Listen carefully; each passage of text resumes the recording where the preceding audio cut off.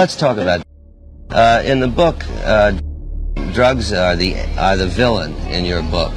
You say when about 1955 it swept Harlem like a plague, and you, thank God, escaped from it. Why do you think drugs took over in the way they did all of a sudden? You see, my generation was in almost total rebellion. You already were finding junkies. This is the 50s. And nobody really knew where this was going, but they were there. And if you grew up in a neighborhood like I did, you knew what junkies were. You knew all about it. You could see them. You could spot them on the street. And they were pretty much, little by little, they were all over the place. Of the most prominent features of our behavior that distinguished us from our parents was the fact that in 1950, when drugs began to pour into Harlem, we went to drugs. We used drugs. We got high off heroin. We nodded, but we were cool. We didn't do like our parents had been doing since the plantation days, getting drunk on Saturday night and going around cutting each other up, hitting each other in the head with axes and meat cleavers and shooting each other. All we did, we got high and we nodded and we became lost in our own selves. When I think of my growing up years, they were grim and bad. You know, some people glorify, you grew up in the Bronx. No, man, it was bad. Like me, did you ever stand small and a little quiet like and dug your moms and pop fight for lack of money to push off the lack of wants? Did you ever count the garbage that flowed down dirty streets or dug the backyards who in their glory were a garbage dump dream?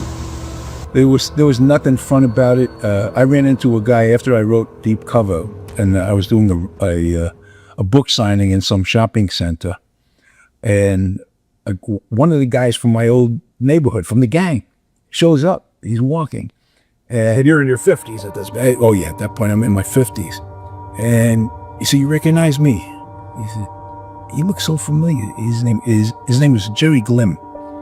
He said, Jerry Glim. Oh, wow. So we got to talking, and I said, what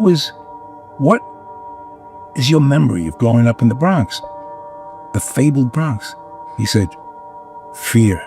His overriding memory, and I said, you're right, that's about it, fear.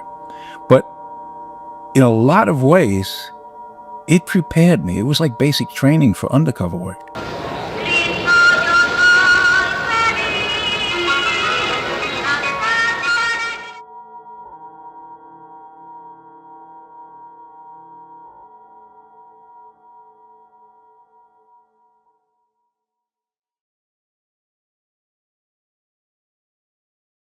Feel, you know, like I used to get into my undercover car when I was a DEA agent. You know, this was now we're talking about 1973 when DEA first formed, and they gave me a brand new Cadillac at that time, seized from a drug dealer, and I used to have my little outfits that I would wear undercover, and I get in my car and turn on the radio to, I love salsa, I love soul music, you know, and Sly and the Family Stones was like my theme song.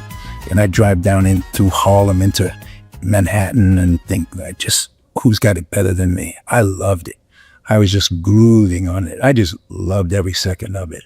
You get to play fantasy. And then it gets dirty. Then it gets rough. And it gets very ugly. And you see things that'll put you right into PTSD, as I did. Infant mortality, tuberculosis, pneumonia, and hypertension are overwhelming. Here, death is often the poor man's only doctor. In 1973, in many parts of the South Bronx, such basic services as adequate light, heat, and plumbing are the exception rather than the norm.